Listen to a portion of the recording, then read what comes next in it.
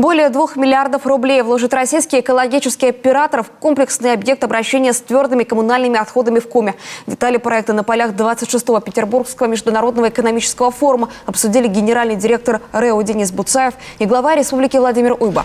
После чего подписали соглашение о сотрудничестве, согласно которому инвестиционные проекты по созданию объектов ТКО будут реализовываться в регионе, в том числе на основе концессионных соглашений. Напомним, в Коми планируется строительство 2 комплексов по обработке и утилизации ТКО. Один для юга республики, другой для севера. Это будут современные объекты по обработке, утилизации и размещению твердых коммунальных отходов. РЭО готов профинансировать один из них до 95% от объема инвестиций через льготный заем концессионеру. Сумма может превысить 2 миллиарда рублей. Объем поддержки будет определен после разработки инвестором проектно-сметной документации и прохождения госэкспертиз. Сами же площадки для строительства комплексных объектов будут определены после встреч с жителями, которые организует Общественная палата Коми.